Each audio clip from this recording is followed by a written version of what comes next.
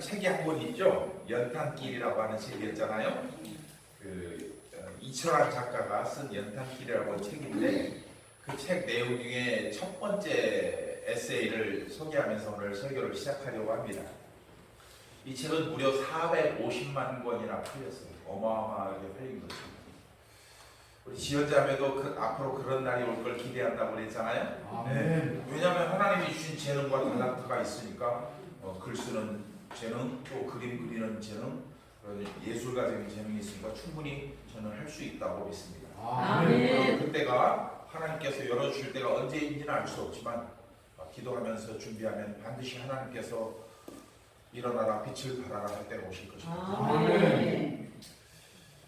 그래서 이 책은 그렇게 450만 권이나 팔린 책인데 이 책 전체적인 내용은 뭐냐? 각박한 현실에 시달려서 마음이 피폐한 삶을 살아가는 현대인들에게 그럼에도 세상은 여전히 살아야 할 의미와 가치가 있다는 것을 알려주려는 그런 의도를 담고 있어서 많은 사람들에게 큰 위로와 감동을 주는 책이기도 합니다.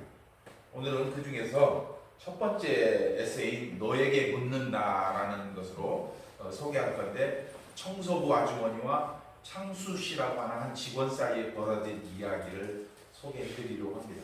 어떤 회사에서 점심시간에 한 직원이 청소부 아주머니를 억지로 끌다시피 하고 사무실로 들어왔어요. 그때는 굉장히 추운 겨울이었었는데 그 직원 말에 따르면은 휴게실이 없는 아주머니가 점심시간이 되자 차가운 계단에서 앉아 거의 차가운 얼음장 같은 도시락으로 점심을 드시려고 했다는 겁니다. 직원은 아주머니가 마음에 걸려서 따뜻한 사무실에서 함께 식사할 것을 권했지만 아주머니는 괜찮다며 수차례 사양했습니다. 하지만 직원의 강권에 못 이겨서 사무실로 들어오면서도 아주머니는 마치 자기가 들어와서는 안 될 곳을 들어온 것처럼 몸둘 바를 모르고 시선을 똑바로 쳐다보지를 못했다고 합니다. 우리가 다 알 수 있는 내용들이잖아요. 직원들은 그래서 아주머니를 따뜻한 자리에 앉히고 자신들이 싸온 도시락을 함께 반찬을 나눠 먹으면서 즐겁게 식사를 했는데 그 직원 중에 한 명인 창수 씨는 아주머니가 싸온 반찬 그릇에 한 번도 젓가락을 대지 않았습니다. 왜냐하면 그 반찬통이 찌그러지고 코팅이 벗겨져서 그리고 거기에 시들은 김치만 담겨 있어 굉장히 더럽게 보였다고 합니다. 그럴 수 있습니다. 점심이 끝나고 그래도 마음에 좀 가책이 있는 창수 씨는 미안한 생각에 아내가 아침에 도시락과 함께 싸준 율무차를 머그컵에 하나 담아가지고 아주머니 한 잔 드세요 하고 드렸답니다. 아주머니는 그 머그컵을 감사하다면서 받아서 마시고 단숨에 율무차를 마셨는데 세상에 퇴근 후에 집에 돌아온 창수 씨는 아내가 한 말을 듣고 그날 잠을 이루지 못했습니다. 그날 아침 아내는 남편이 추운 겨울에 점심 식사 후에 마실 율무차를 타주었는데 그 율무차를 타면서 설탕을 넣는다는 게 그만 실수로 똑같은 양의 맛소금을 넣어버립니다.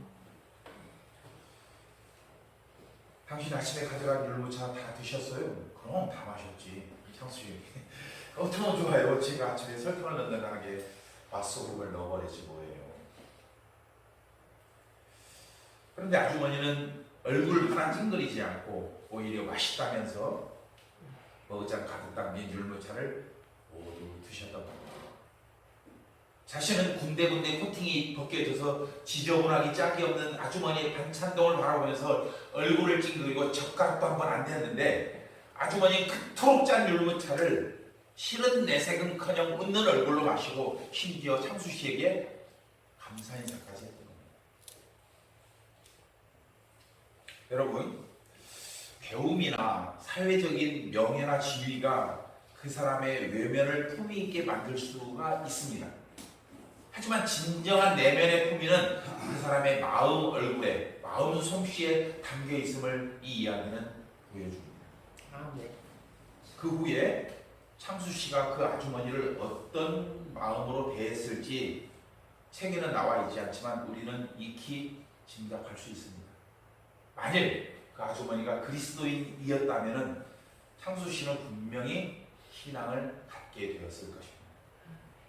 아니면 아주머니의 그 행동 하나로 인해서, 아니 그 마음의 품격으로 인해서 창수씨가 세상을 바라보는 눈이 달라졌을 수 있을 것입니다. 여러분, 참된 신앙은 이처럼 그 아주머니처럼 부연 설명이 없어도 한 사람의 마음을 움직이고 또 그를 구원의 길로 이끌 수도 있습니다. 그런데 이철환 작가는 이 글의 제목을 뭐라고 하냐면 너에게 묻는다라고 제목을 붙였어요. 왠지 아십니까? 거기에 대해서 제가 좀 자료를 찾아봤더니 우리가 잘 알고 있는 안도현의 시에서 그 답을 찾게 되었어요. 안도현의 시 제가 전에 한번 소개해 준 거죠. 연탄체 함부로 차지 마라. 연탄체 함부로 차지 마라. 너는 누구에게 한 번이라도 뜨거운 사람이었느냐. 이 시 유명한 시잖아요. 근데 이 시의 제목이 뭐냐? 너에게 묻는다예요. 즉 이철환 작가가 이 시를 생각하면서 그 아주머니를 여기에 붙여준 거죠. 그 아주머니가 연탄체와 같았는데 그걸 생각했던 거죠. 성도 여러분, 여러분은 누구에게인가 단 한 번이라도 뜨거운 사람이었던 적이 있었습니까? 아니면 온몸을 뜨겁게 불태워 사랑하고 난 후에 한 줌 재로 버려지는 게 두려워서 여태껏 누구에게 뜨거운 연탄 한 장도 되지 못한 채 살아오지는 않았습니까? 하지만 여러분, 우리 인생도 언젠가는 이 연탄체와 같은 때가 올 것인데 그때까지만이라도 뜨거운 연탄이 한번 되어보지는 않으시겠습니까? 자신을 불태워 차갑게 얼어붙은 우리를 녹여주시고 죽은 영혼을 살려주신 예수님처럼 우리가 그리스도인이라면 한 번쯤은 후회 없는 삶을 살아야 하지 않겠습니까? 또한 이 기독교를 인간의 종교적인 욕망을 채우는 그런 그릇이 아니라 그 안에 새 생명을 잉태하는 능력 있는 신앙으로 여러분들의 체질을 한번 변화시켜보고 싶지는 않습니까? 우리가 그처럼 뜨거운 삶을 살아야 할 이유에 대해서 베드로전서 4장 7절로 8절은 이렇게 말씀하고 있습니다. 시작. 만물의 마지막이 가까이 왔으니 그러므로 너희는 정신을 차리고 근신하여 기도하라. 무엇보다 뜨겁게 서로 사랑할지니 사랑은 허다한 죄를 묻느니라. 바로 이 사랑이 뜨거운 연탄이었던 겁니다. 여러분, 그렇습니다. 우리가 서로 뜨겁게 사랑해야 하는 이유는 욕망을 채우기 위함이 아니라 세상의 허다한 죄를 덮기 위함입니다. 그러므로 여러분, 호련히 마지막 때가 닥치기 전에 예수님처럼 뜨거운 사랑을 나누는 설린의 모든 성도들이 되시기를 주의 이름으로 축복합니다. 그 사랑으로 나를 살리고 남을 살리고 교회를 살리며 세상을 살리는 여러분이 되시기 바랍니다. 하지만 기억할 것은 정작 그 사랑이 남보다 먼저 누구를 살려야 되는 거예요. 나 자신을 살리는 구원의 조건이라고 합니다. 나로 하여금 어두운 세상에서 길을 잃지 않고 주님 주신 그 나라를 향해 나아갈 수 있게 하는 생명의 등불이 된다는 겁니다. 그렇게 작은 등불이 하나둘 모이면 더 많은 사람들이 길을 잃지 않게 할 수 있는 횃불이 되고 그 횃불이 모이면 어두운 바다를 항해하는 배들이 길을 잃지 않는 등대가 될 수 있으며 그렇게 모든 등불이 모여 하나님의 나라를 향한 길을 밝힐 수가 있는 겁니다. 여러분, 여담 비슷한데 바다에 등대가 있는 것은 역으로 그곳이 불을 밝히지 않고서는 배가 다닐 수 없는 위험한 암초지대라는 것을 보여줍니다. 그러니까 우리는 그냥 등대를 이쁘다 멋있다 했죠. 근데 그 등대가 있는 곳은 반드시 암초지대라는 거예요. 하지만 그 반대로 그처럼 위험한 암초 지역은 사실은 고기가 가장 잘 잡히는 낚시 포인트라는 거예요. 왜? 고기가 숨기 쉬운 장소이기 때문에.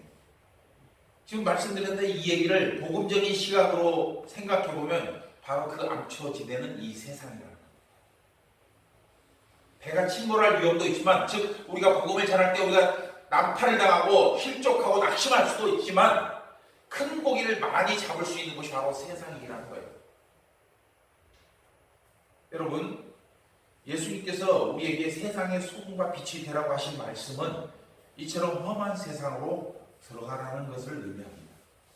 그로 인해 우리가 고난과 핍박을 당할지라도 어부되시는 예수님께서 더 많은 영혼을 구원할 수 있도록 우리가 그 세상을 환히 밝혀야 돼요. 우리가 구원하는 게 아니고 주님이 구원하실 때 우리는 그 주님이 구원하실 길을 밝히는 겁니다. 그런 차원에서 보면은 오늘 읽은 성경 본문은 어둡고 험한 바다에 생명의 빛을 비출 수 있는 소중한 방법을 가르쳐주고 있습니다. 여러분, 구원에는 크게 세 가지로 구분할 수 있어요. 구원의 종류. 전에 수요예배 때 말씀드렸는데 이미 성취된 구원, 그 다음에 앞으로 이루어질 구원, 그리고 뭐예요? 지금 이루어가는 구원이에요. 이것을 다른 말로 하면은 과거의 구원, 미래의 구원, 현재의 구원입니다. 물론 이게 세 개가 동떨어진 건 아니고 세 개가 한 덩어리예요. 한 덩어리인데 그걸 굳이 시간적으로 구분하면 이렇게 된다는 거예요. 먼저 성취된 구원은 우리가 신앙 안에 들어올 때 이미 완성되었어요. 어떻게 해요? 우리가 예수님을 나의 구세주 되신다고 고백하는 그 영접을 통해서 구원에 이루어졌습니다. 반면 앞으로 이루어질 구원은 뭐예요? 우리가 장차 들어가게 될 영원한 하나님 나라에서 얻게 되고 또 누리게 될 구원을 말합니다. 그것을 가장 잘 보여주는 성경이 바로 요한계시록이에요. 하지만 이 두 가지는 이미 성취되었거나 또 앞으로 성취될 것이기에 우리 그리스도인에게 현실적인 감각은 없어요. 그러면 우리 그리스도인은 지금 이루어가는 구원을 위해서 힘써야 된다. 왜냐하면 중요합니다. 나와 관련된 모든 믿음의 역사는 결국 내가 살아있을 때 유효하기 때문에 죽으면 나와 상관이 없어요. 하나님의 판단 영역으로 넘어갑니다. 내가 어떤 계획을 가지고 있을지라도 아무리 많은 능력을 가지고 있을지라도 내 생명 끝나면 나는 하나님의 판단 영역에 들어가서 그동안 내가 어떻게 살아왔는지에 대해서 하나님의 판단을 받는다는 거예요. 즉 우리가 하나님께 죽도록 충성하는 것도 우리 사랑하는 가족을 전도하는 것도 이웃을 내 몸처럼 아끼고 사랑하고 섬기는 것도 언제? 모든 것이 다 내가 살아있을 때까지만이에요. 따라서 그리스도인이라면 과거나 현재의 구원을 말할 것이 아니라 현실의 뿌리를 내린 땀내나는 신앙 명성을 가지고 있어요. 그리고 오늘 같은 주일 이렇게 깨끗한 이 옷을 입고 하나님의 존재 앞에 나오는 것은 그처럼 숭고한 삶을 살아온 여러분의 영혼에 베푸시는 주님의 안식과 평안을 누리기 위함입니다. 매일매일 전쟁처럼 살아온 여러분의 심령에 세상이 줄 수 없는 위로와 평안으로 가득 채우기 위함이야. 평안을 너희에게 주노라. 이 평안은 세상이 줄 수 없는 거예요. 세상이 알 수도 없고 그 평안을 너희에게 주겠다고 예수님이 말씀하셨지 않습니까? 여러분, 신앙생활은 이처럼 그냥 하는 게 아니라 해내는 겁니다. 단지 마음으로만 믿는 관념적인 신앙이 아닌 각자의 삶에서 땀과 눈물을 흘리고 손해를 봐도 고통을 당해도 좌절하지 않고 힘써 그 길을 걸어가는 것, 즉 하는 게 아니고 해내는 거예요. 이를 위해서 예수님은 우리에게 전권을 주셨어요. 마태복음 28장 19절 20절 함께 읽습니다. 시작. 그러므로 너희는 가서 모든 민족을 제자로삼아 아버지와 아들과 성령의 이름으로 세례를 베풀고 내가 너희에게 분부한 모든 것을 가르쳐 지키게 하라. 볼지어다 내가 세상 끝날까지 너희와 항상 함께 있으리라 하시니라. 여러분, 이 말씀이 무슨 뜻이에요? 너희를 세상으로 보내되 세상에서 할 수 있는 모든 권리와 능력을 너희에게 다 주겠다, 이런 뜻입니다. 그런 차원에서 오늘 본문은 그리스도인이 현재의 삶에서, 즉 지금 이루어가고 있는 구원의 삶에서 이루어야 할 구원이 위해서 그것을 위해서 무엇이 필요한지 그 내용을, 구체적인 내용을 우리에게 제시하고 있습니다. 오늘 본문은 여러 가지 내용을, 단어들을 등장시키고 있지만 정리해보면 단 두 개의 주제로 요약할 수 있습니다. 하나는 부르심을 받은 일에 합당하게 행하라. 두 번째로는 성령이 하나 되게 하신 것을 힘써 지켜라. 그리고 나머지 단어들은 뭐예요? 이 두 개의 주제를 실천하기 위한 세부 항목들이에요. 그런데 여러분, 오늘 본문은 첫 번째 단어에 뭐를 썼냐? 1절에 뭐라고 써있어요? 그러므로 써있죠. 그러므로. 자, 제가 성경을 여러분들에게 풀어줄 때 성경 사건 내용이 아니라 접속사, 접두사 뭐 이런 것들을 굉장히 중요하게 제가 본다고 그랬잖아요. 왜? 이 그러므로가 굉장히 중요한 의미를 갖고 있기 때문에. 왜냐하면 헬라어라고 하는 것은, 고전어 헬라어는 가장 중요하다고 생각하는 단어를 맨 앞자리에 둬요. 그러니까 예를 들어서 우리가 우리말로 하면 나는 자랑스러운 목사 김건호입니다. 이렇게 하잖아요. 이게 우리가 상식적으로 이해할 수 있는 건데, 김건호는 자랑스러운 목사입니다. 그러면 김건호가 강조되는 거예요. 나는 나가 강조되는 거예요. 헬라어가 그런 특징이 있는데, 바로 그러므로를 썼다는 것은 그러므로가 얼마나 이 바울이 쓸 때 의미를 뒀는가를 알 수 있는 거예요. 실제로 그러므로라는 단어는 바울이 그동안 우리가 살펴봤던 에베소서 1장 1부장부터 3장의 한 말씀 전체를 아우르고 있는 단어예요. 그러므로. 그러니까 1장부터 3장까지 한 모든 말씀들을, 이런 뜻이에요. 그래서 1장부터 3장은 어떤 내용이 있냐면 교리적인, 그러니까 교훈적인 내용을 담고 있고, 또 오늘 본문부터 마지막 6장까지는 그것을 어떻게 실천할 것인가, 그 실천적인 내용을 담고 있는데, 이 교리적인 내용과 실천적인 내용이 연결되는데 다리가 있는데, 그게 바로 그러므로라. 지금 그러니까 1장부터 3장까지 우리 그동안에 제가 전했던 모든 내용은 어떻게 이제 현실화될 것이냐? 바로 4장부터 6장의 모습으로 현실화시키면 된다. 그리고 그것을 연결하는 다리가 뭐라고요? 그러므로. 그만큼 중요한 거죠. 자, 본문을 좀 살펴보겠습니다. 먼저 바울은 에베소 교회 성도들에게 부르심에 합당하게 행할 것을 권면하고 있습니다. 바로 그러므로 했으니까 1장 3장 이 내용이 너희는 이렇게 하라 이거예요. 부르심에 받은 일에 합당하게 해라. 현대인의 성경으로 이 1절 2절을 보면 더 쉽게 이해할 수 있습니다. 시작. 그러므로 주님을 위해 갇힌 나 바울이 원합니다. 여러분은 하나님의 부르심을 받은 성도답게 언제나 겸손하고 부드러우며 인내와 사랑으로 서로 너그럽게 대하십시오. 아멘. 이상의 내용을 정확히 이해하기 위해서는, 자, 먼저 우리가 하나님의 부르심을 받았다는 것이 무엇인지부터 알아야 돼요. 하나님이 우리를 부르셨는데 그게 뭐냐? 여러분, 하나님이 우리를 부르셨다는 것은 당신을 대표하는 특사 또는 전권대사로 임명하셨다는 것을 의미합니다.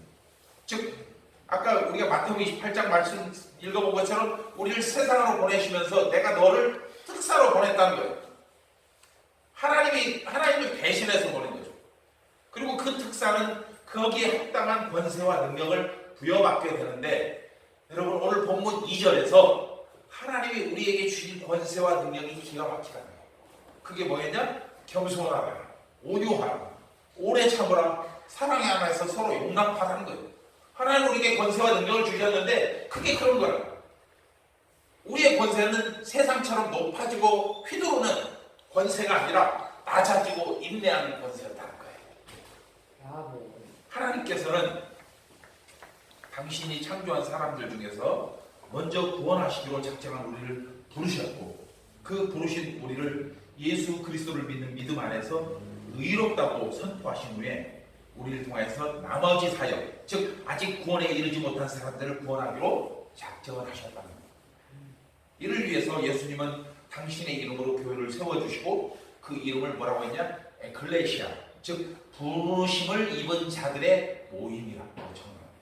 에클레시아가 우리말로 하면 부르심을 입은 자들의 모임, 이렇게. 마태복음 16장 18절 함께 읽습니다. 시작. 또 내가 네게 이르노니 너는 베드로라. 내가 이 반석 위에 내 교회를 세우리니 음부의 권세가 이기지 못하리라. 아멘. 자, 어떤 음부의 권세도 이기지 못하는 능력과 권세가 있는 교회, 그리고 그 권세가 뭐였느냐? 겸손하고 온유하고 오래 참고 사랑 안에서 서로 용납하는 거라.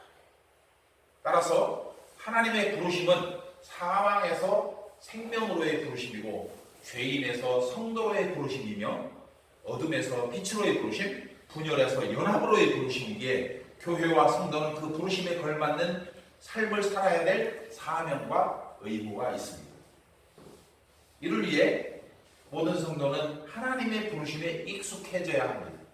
필요할 때만 하나님을 찾는 게 아니라 모든 순간 하나님과 가까이 있어야 된다는 겁니다. 내가 사망의 음침한 골짜기를 다닐지라도 그 안에까지도 하나님이 함께 하셔서 나를 붙들어 주시고 내가 실족하지 않도록 내가 낙심하지 않도록 붙들어 주신 하나님의 존재를 기억하고 있어야 된다. 신학 공부를 처음 시작할 때 교수님들이 항상 강조하는 말씀이 있어요. 뭐냐면 여러분은 소명감을 가져야 됩니다. 투철한 소명감을 가져야 됩니다. 즉 하나님의 종이 되려면은 가장 먼저 투철한 소명감이 있어야 된다는 거예요. 여러분 소명감이 뭡니까? 바로 이거예요. 내가 하나님으로부터 부름받았다는 확신, 이게 소명감이에요. 그러나 소명감은 지식이나 노력으로는 얻을 수 없어요. 권세나 명예로도 얻을 수 없어요. 오직 하나님의 주권적인 선택과 그것을 깨달은 내가 고백하는 것만이 가능해요. 대표적인 예로 바울은 위대한 사도였고 위대한 그리스도인이었으며 또 위대한 전도자였습니다. 바울의 모든 삶에 이처럼 위대하다는 호칭이 아깝지 않은 것은 그가 죽는 순간까지도 이 소명감을 기억하고 있었고 놓치지 않았기 때문에. 사도행전 20장 24절 함께 읽습니다. 시작. 그러나 내가 달려갈 길을 향하고 주 예수님께 받은 사명 곧 하나님의 은혜에 관한 기쁜 소식을 증거하는 일을 완성하기 위해서는 나의 생명을 조금도 귀한 것으로 여기지 않습니다. 아멘. 여러분 바로 이거. 나를 부르신 그 하나님을 위해서 내 생명까지도 아끼지 않겠다는 이게 바로 투철한 소명감이에요. 하지만 여러분 하나님의 부르심은 바울이나 저 같은 목사에게만 주어진 것이 아니라 하나님의 자녀로 택함받은 모든 사람에게 동일하게 주어졌다는 것을 기억해요. 따라서 성도들의 성공적인 신앙생활을 위한 첫 번째 조건은 개인의 자질이나 능력이나 재정 능력이나 사회적 지위가 아니라 내가 얼마나 하나님의 사랑을 받고 있는지 하나님이 나를 어떻게 생각하시는지를 깨닫는 강력한 소명감에 따라 달라진다. 즉 나는 하나님으로부터 부름받은 존재다라는 확신을 가진 사람은 어떤 상황에서도 흔들리지 않고 끝까지 그 길을 걸어갈 수가 있다. 성도 여러분, 여러분과 저는 이처럼 하나님의 자녀로 아니 하나님의 특사로 그리고 하나님의 전권 대사로 부름받은 존재들입니다. 이 위대한 역사를 위해서 성령께서는 친히 영으로 더불어서 우리가 하나님의 자녀인 것을 확실하게 증거하셨습니다. 따라서 여러분은 하나님의 자녀로 부름받았고 하늘나라의 영원한 기업을 이을 후계자가 되었다는 사실을 믿으시기 바랍니다. 로마서 8장 16절로 17절 함께 있습니다. 시작. 성령이 친히 우리의 영과 더불어 우리가 하나님의 자녀인 것을 증언하시나니 자녀이면 또한 상속자 곧 하나님의 상속자요 그리스도와 함께하는 상속자니 우리가 그와 함께 영광을 받기 위하여 고난도 함께 받아야 할 것이니라. 아멘. 그리고 이 같은 확실한 소명의식은 우리로 하여금 뭘 나타내게 하느냐? 겸손하고 온유하고 오래 참고 그리고 사랑 안에서 서로를 용납하는 능력으로 나타낸다. 물론 그런 소명의식이 없이도 자신이 가진 지식과 성품과 능력으로 겸손하고 온유하고 오래 참고 용납할 수도 있습니다. 세상에서는 그런 사람을 일컬어서 인격이 훌륭한 사람이라고 말을 하지. 하지만 소명의식이 있는 사람은 그가 행한 겸손과 온유와 오래 참음과 용납함을 자신에게로 영광을 돌리지 않는다. 세상에서는 그것이 그 사람에게 영광이 되지만 우리가 어떤 일을 하고도 그것이 우리에게 영광이 되지 않고 오직 주님께 영광이 된다. 이게 틀린 거예요. 여러분, 우리는 인스턴트화된 세상에서 살고 있기에 모든 일에 대해서 즉각적인 결과와 만족을 기대하면서 살아갑니다. 하지만 바울은 우리에게 겸손하고 온유하며 사랑 안에서 서로에게 오래 참으라고 끝까지 인내하라고 답이 안 보여도 길이 안 보여도 주님이 그 길을 내셨다는 걸 확신하면서 가라는 거예요. 무엇 때문에? 그 이유는 오늘 말씀의 두 번째 주제인 성령 안에서 하나 되게 하신 것을 힘써 지키기 위해서입니다. 에베소 4장 3절로 4절 함께했습니다. 시작. 평안에 매는 줄로 성령이 하나 되게 하신 것을 힘써 지키라. 몸이 하나요 성령도 한 분이시니 이와 같이 너희가 부르심의 한 소망 안에서 부르심을 받느니라. 특히 3절 말씀은 조금 문법상 문장상 구조상 이해가 좀 잘 안 돼요. 그래서 이 말씀을 좀 더 설명해 드리면 이 말씀의 핵심은 모든 성도들이 하나가 되는 것이 핵심입니다. 이를 위해서 성령님은 우리에게 뭘 줬다? 평안이라고 하는 것을 주셨는데 그 평안을 바울은 뭐라고 하냐? 끈으로 표현하고 있습니다. 평안에 매는 줄로 우리를 묶어주셨다 이렇게 말씀하고 있어요. 그래서 성령님은 성도와 성도를 평안의 줄로 묶어 한 몸을 이루게 하셨는데 그게 뭐냐? 바로 우리 설립교회예요. 이 교회가 바로 그 모습을 갖고 있는 거죠. 특히 즉 오늘 말씀은 모든 그리스도인이 하나가 되는 것이 핵심인데 이것을 강조하기 위해서 오늘 본문은 하나라는 단어를 무려 7번이나 쓰고 있어요. 6절 되는데 그 안에 하나라는 단어가 7번이나 등장해요. 그만큼 교회 안에서 하나됨이 중요하기 때문에 초대교회 당시에는 이 오늘 우리가 읽었던 이 본문을 사도신경이 그때는 없었거든요. 신앙 고백서로 대신하기로 했었어요. 그때는 사도신경 그보다 한참 뒤에 생겼기 때문에 우리가 주님 앞에 내 신앙을 고백합니다 할 때 이 에베소 오늘 보면 1절부터 6절을 신앙 고백문으로 쓰기도 했다는 거예요. 여러분 하나님 즉 성도의 연합이 쉽게 이루어질 수 있다면 사도 바울이 굳이 이 말씀을 그토록 강조할 필요는 없었을 거예요. 그만큼 어렵다는 거죠. 즉 성도의 연합은 그것을 가로막는 모든 역사를 묵묵히 극복하고 이겨낼 때 참아낼 때 이루어질 수 있다. 그래서 성경은 화목과 연합을 그토록 강조하고 있는 거예요. 심지어 교회를 세우기 위해서 사용할 것조차도 하나됨을 가로막는 도구가 될 수 있어요. 어디에서 그걸 보냐면 바로 고린도 교회에서 그것을 여실히 볼 수 있습니다. 교회에서 하나님 말씀을 선포하는 지도자를 중심으로 하나가 되라고 했는데 지도자가 2-3명 되니까 나는 이 지도자 따라갈 거야, 누구는 이 지도자 따라갈 거야. 그리고 또 하나님께서 교회 하나님 나를 위해서 쓰라고 은사를 주셨는데 그 은사를 계급화, 질서화, 서열화 시켜버리고 나보다 못하는 은사를 가진 사람 무시하고 깔보고 그 은사를 계급처럼 권세처럼 누리고 있는 거예요. 하나님을 위해서 주신 능력을 교회를 분열시키는 능력으로 쓰고 있다. 어찌 2000년 전에만 그런 일이 있겠냐는 거예요. 지금도 여전히 그런 일들을 자행하고 있는 게 오늘날 교회들의 현실이에요. 교리적인 확신, 예배 형식, 인종과 언어 등 교회를 분열시키는 수많은 문제점들이 있는데 이 모든 문제를 해결하기 위해서는 성령이 주신 하나됨을 지키기 위해 모든 그리스도인이 힘써 노력해야 합니다. 하지만 이 연합이라는 것에도 무서운 함정이 또한 도사리고 있어요. 즉 성도의 연합은 모든 제가 이 말씀에 가장 큰 은혜를 받았는데 연합이라고 하는 것은 모든 사람이 공동으로 책임을 진다는 의미가 되잖아요. 그런데 그걸 반대로 생각하면 무슨 일이 일어났을 때 어느 누구도 책임지지 않는다는 것도 된다는 거예요. 연합이라는 것이. 이해하시겠어요? 저는 이 말씀이 가장 오늘 말씀의 핵심이라고 해요. 모두가 책임지겠다 했는데 막상 일을 벌려놓고 보니까 누구도 책임을 지지 않아요. 이게 오늘날 교회의 모습이다. 다시 말하면은 사랑하라, 화목하라, 용납하라, 오래 참으라 등 성경이 요구하는 신앙의 모든 덕목들이 오늘날 능력을 발휘하지 못하고 사람들의 발에 밟히고 조롱을 당하는 것은 성도 개개인의 공동을 책임을 져야 하는 의무감에서 나는 상관없다고 빠지는 거예요. 빠졌기 때문이에요. 교회가 욕을 지금 먹고 있어요? 그 욕을 먹고 있는 것이 나 때문이라고 생각하지 않고 나는 잘하고 있는데 교회가 저 목사가 저 장로가 저렇게 살아서 욕을 먹는 거예요. 그러니까 연대로 책임을 져야 하는데 그 연대는 아무도 책임을 지지 않는 거예요. 어디까지 사랑해야 돼? 어느 수준이 화목한 것인데 나를 대적하는 사람은 언제까지 용납하고 언제까지 용서하고 언제까지 참아줘야 돼? 이게 지금 우리 그리스도인들이 내뱉고 있는 말들이라는 거예요. 여러분 오늘도 전 세계 모든 강단에서 생명의 말씀이 선포됩니다. 2000년 동안 그래왔고 그렇게 앞으로도 계속 주님 나라 오실 때까지 선포될 것입니다. 그런데 그 모든 설교 중에서 어떤 것은 놀라운 능력을 발휘해서 인류 역사를 바꾸기도 합니다.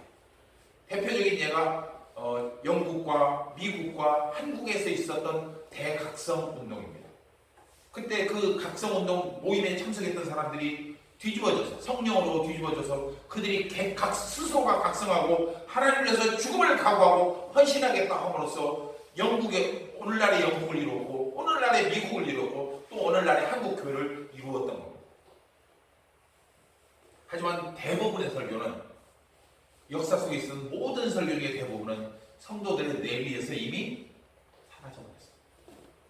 그 대신 뭐예요? 재밌게 들었던 예화나 설교자나 목사가 했던 실수만 기억하고 있습니다. 여러분, 그 엄중한 주님의 명령을 왜 잊어버릴까요? 왜냐하면 그것은 누군가 하기만 바랄 뿐 그 누군가가 바로 나 자신이라는 것을 깨닫지 못하기 때문에. 성도 여러분, 하나님의 부르심은 어느 누구에게도 소홀함이 없음을 꼭 기억하시기 바랍니다. 그가 어떤 상황에 처해 있을지라도 어떤 형편일지라도 하나님은 그를 택하시고 거룩하고 의롭게 만들어 주셔서 당신의 나라를 위해 헌신할 소중한 청지기로 세워주셨음을 여러분들은 기억하시기 바랍니다. 따라서 오늘날 교회가 어려움을 겪는 것은 자신이 어떤 존재인지를 깨닫지 못한 것이 가장 큰 이유가 됩니다. 그런데 감사하게도 오늘 본문은 우리가 어떻게 사명을 감당해야 할지 그 기준을 명확하게 제시하고 있어요. 그게 뭐냐? 바로 힘써 지키라. 힘써 지키라. 즉 사랑을 해도 어떻게 해도 힘써 사랑하고 겸손해도 힘써 겸손하고 온유도 그렇고 오래 참음도 그렇고 그리고 평안도 힘써서 그것을 이루어요. 그냥 대충 의식적으로 그냥 적대적으로 하는 게 아니고 힘을 다해야 해요. 이를 위해서 예수님은 우리가 힘써 지켜야 할 기준이 뭔지를 보다 명확하게 말씀하고 있어요. 누가복음 10장 27절로 28절 시작. 예수께서 대답하여 이르시되 내 마음을 다하며 목숨을 다하며 힘을 다하며 뜻을 다하여 주 너의 하나님을 사랑하고 또한 내 이웃을 내 자신같이 사랑하라 하였나이다. 예수께서 이르시되 내 대답이 옳도다. 일을 행하라. 그리면 살리라. 아멘. 일을 해라. 즉 하나님과 이웃을 자기 자신을 사랑하는 것 같이 사랑하고 섬기는 것, 바로 그것이 주의 명령을 힘써 지키는 것입니다. 말과 생각으로만 사랑하는 사랑이 아니라 자신이 아플 때 몸을 보호해주고 약을 먹고 그러는 것처럼 스스로에게 최선을 다하듯이 해야 됩니다. 왜냐?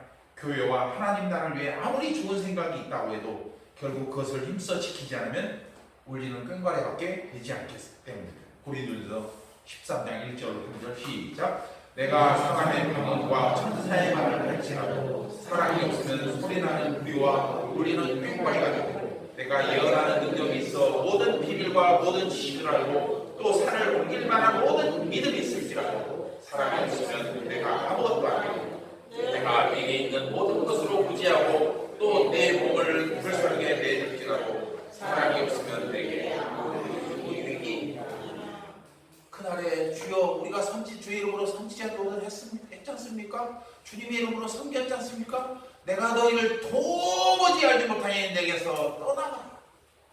이런 일들이 생긴다. 기억할 것은 우리는 하나가 되기 위해서 교회로 모인 것이 아니에요. 무슨 소리야? 하나님은 이미 우리를 성령 안에서 하나로 만들어 주셨어요. 그리고 그 하나로 부름받은 자들을 여기에 불러주신 것입니다. 따라서 지금 우리가 할 일은 우리가 하나 되기 위해서 힘쓰는 게 아니고 우리를 하나 되게 만드신 것을 힘써 지키는 겁니다. 하나로 지금 만들어 가는 게 아니고 이미 하나 된 거예요. 하나님께서 그렇게 만드셨어요. 근위축증이라는 병이 있습니다. 제가 의사가 아니기 때문에 지식은 짧지만 제가 좀 인터넷 자료를 좀 살펴봤는데 단어 그대로 근육이 위축되는 병이라고 합니다. 또 원인은 유전적인 경향이 좀 강하다고 하는데, 그런데 여러분 이 병을 제가 소개해드린 것은 흥미로운 것은 이 병을 앓고 있는 사람의 뇌세포나 신경 전달 세포는 여전히 근육을 잘 움직이도록 정상적인 신호를 보낸다고 합니다. 문제는 신경세포와 근육 사이에서 뇌의 명령을 전달하는 통로가 끊어져 버려요. 그래서 뇌세포의 명령에 근육이 반응할 수 없는 거예요. 저는 이 부분을 생각하면서 하나님의 부르심을 받은 우리가 뇌세포이신 하나님과 세상을 연결하는 통로라는 것을 깨닫게 되었습니다. 즉 우리가 하나님의 뜻에 순종하지 않으면 마치 근위축증 환자처럼 세상은 하나님의 은혜로 부르심에 전혀 반응할 수가 없다는 거예요. 그리고 이 모든 책임은 세상이 아닌 통로 역할을 하지 못한 우리에게 있습니다. 예수님께서 우리에게 평강을 주시고 연합을 이루도록 당신을 희생시키셨다면 그분의 죽으심을 통해 거듭나고 구원받은 우리는 서로의 연합을 위해 최선의 노력을 다해야 합니다. 즉 힘써야 한다는 것. 따라서 여기 모인 우리가 성령 안에서 한 가족이 된 것은 주님이 주신 연합을 그 연합의 의미를 이해할 때 비로소 깨달아질 수 있습니다. 여러분, 우리 스스로는 결코 성숙한 그리스도인이 될 수 없습니다. 믿음의 삶에 필요한 모든 것을 우리 스스로 공급할 능력이 없기 때문이죠. 우리의 모든 필요가 하나님으로부터 공급되었다는 것을 믿는다면 그렇다면 우리는 다른 사람의 필요를 공급하는 다리가 되어야 하는 거예요. 주님이 주신 그것을 내 안에만 쌓아놓는 게 아니고 흘려보내는 거예요. 제가 이것에서 감동을 받아서 내 평생 하나님께 이것을 가지고 섬기겠습니다. 즉 디아코니를 가지고 섬기겠습니다. 이렇게 결단을 했던 겁니다. 그렇게 성도들과 성도 간에 아름다운 공급이 일어날 때 오늘 본문이 말씀하는 진정한 하나됨, 즉 연합이 완성될 수가 있는 거예요. 하지만 성도 간의 연합을 천편일률적인 동질성으로 생각하면 안 됩니다. 각 사람의 개성과 독립성은 보호되고 존중되어야 합니다. 여러분, 건강하고 아름다운 연합은 성도 각자가 가진 것을 존중하는 다양성을 인정할 때 이루어질 수 있습니다. 내가 이런 색깔이니까 너도 이런 색깔 가져야 돼. 그건 안 됩니다. 즉 성도 각자가 받은 은사와 사명은 다르지만 성령 안에서 그들이 모일 때 그 모든 일이 합력하여 주님의 선하신 일을 이루어갈 수 있다는 거예요. 그러므로 여러분은 성령께서 이미 하나 되게 하신 것을 인정하고 이제는 그것을 힘써 지키기 위해 최선을 다해야 할 것입니다. 이제 말씀을 정리하겠습니다. 오늘 본문의 핵심은 성도가 하나님의 부르심에 합당한 삶을 사는 것입니다. 그리고 그것은 다시 말하면 아름다운 교회를 세우는 것입니다. 여러분, 사도 바울이 왜 로마 감옥에 갇혀 있으면서도 자신의 안위가 아닌 교회를 위한 편지를 썼을까요? 또 예수님은 당신의 살과 피를 나누는 마지막 만찬 자리에서도 너희가 서로 사랑하라고 말씀하셨을까요? 유대인이든 이방인이든 각자가 어떤 삶을 살아왔을지라도 한 성령 안에서 부르심을 받은 후에는 기꺼이 하나가 되어야 합니다. 우리가 어떤 삶의 자리, 어떤 삶의 환경, 어떤 성격과 어떤 목적을 가지고 있을지라도 한 성령 안에 한 공동체로 왔다면 이 안에서 하나 될 수 있는 방법들을 찾아내야 된다. 이를 위해 성도는 겸손과 온유와 오래 참음과 용납함을 성령 안에서 힘써 지켜야 합니다. 그리고 모든 것을 사랑으로 덮어줘야 합니다. 그럴 때 여러분은 신앙이 주는 참된 행복을 느낄 수 있고 더 나아가 행복한 가정, 행복한 교회, 그리고 행복한 세상을 만들 수 있습니다. 오늘 말씀을 깨달아서 여러분을 부르신 주님의 마음에 합한 삶을 살아가는 여러분 모두가 복된 삶을 사시기를 주의 이름으로 축복합니다. 기도하겠습니다. 거룩하신 아버지 하나님, 오늘도 복된 말씀을 통해 우리의 영혼을 일깨워 주시고 또 결단하게 하심을 감사드립니다. 신앙생활을 하면서도 우리 안에 세상을 변화시키는 능력이 나타나지 않은 것을 안타까워만 할 뿐 그 원인이 우리의 무능한 신앙이 있음을 깨닫지는 못했습니다. 아니, 깨닫지 못한 것이 아니라 우리의 약한 믿음이 드러날 것이 두려워서 일부러 감추고 살아왔음을 부끄러운 마음으로 고백합니다. 그렇게 우리가 자신을 속이는 사이에 수많은 사람들이 주님을 만나지 못한 채 세상을 떠났습니다. 이 문제에 대한 책임이 결코 가볍지 못함을 알기에 이제라도 말씀과 성령 안에서 새롭게 결단하고 주님이 부르시고 하나 되게 하신 것을 힘써 지켜나가기를 결단하겠습니다. 은혜로우신 주님, 우리의 연약함을 도와주셔서 더 이상 주님 주신 사명을 외면하는 일이 없게 하여 주시옵소서. 특별히 우리를 살린 공동체의 일원으로 불러주심을 감사드립니다. 지금부터 하나를 만들어가는 것이 아니라 하나님께서 이미 하나 되신 우리 성도들을 불러주고 그것을 확인하는 작업을 이곳에서 하기를 원하오니 하나님을 예배하는 것과 성도의 교제를 통하여 우리의 하나됨이 우연이 아닌 하나님의 전적 부르심에 의한 것임을 깨닫게 하여 주시옵소서. 그리함으로 말미암아 우리 안에서 더욱 큰 사랑의 역사가 나타나게 하시고 이를 통하여 아름다운 연합과 놀라운 구원의 역사들이 세상 가운데 증거되게 하여 주시옵소서. 그것을 이루어가는 과정에서 조급하지 않게 하시고 실망하거나 낙심하지 않도록 성령께서 성도들 각자의 심령을 붙들어 주시고 어디를 가든 그리고 무엇을 하든 좌로나 우로나 치우치지 않고 오직 표대 대신 예수님만을 바라보며 나아가게 하여 주시옵소서. 우리 설린에 속한 모든 성도들의 가정을 주께서 붙들어 주시고 날마다 주님의 은혜 가운데 거하게 하시고 어떤 상황 가운데도 감수할 수 있는 담대한 믿음을 허락하여 주시옵소서. 저들의 직장과 저들의 사업장과 저들이 운영하는 모든 것 가운데 성령의 기름 부으심 넘치게 하시고 하나님께서 주신 분복으로 사람을 기뻐하며 모든 것들을 하나님께 돌릴 수 있는 더욱 큰 믿음을 허락하여 주시옵소서. 특별히 우리 설린에 속한 각 성도들 가정의 자녀들을 주께서 붙들어 주시고 어린 시절부터 믿음 안에서 말씀 안에서 성령 안에서 하나님 나라를 향한 아름다운 비전을 꿈꾸게 하시고 그렇게 저들이 장성했을 때 하나님의 부르심 가운데 기꺼이 응답하며 주님을 위해서 남은 삶을 헌신할 수 있는 믿음의 거목들로 성장하게 하여 주시옵소서. 오늘도 주님 주신 은혜에 감사하며 하나님 열심히 버는 소득 중의 일부를 하나님 앞에 감사의 예물 11조 예물 주정 헌금으로 드립니다. 이 예물을 기쁨 가운데 받으시고 하나님의 나라에서 귀하게 사용하시되 하나님 그 예물을 바친 모든 성도들과 또한 형편이 되지 못하여 바치지 못한 성도들까지라도 하나님의 놀라운 은혜와 분복 가운데 거하게 하여 주시옵소서. 감사드리고 예수님의 이름으로 축복하며 기도드리옵나이다.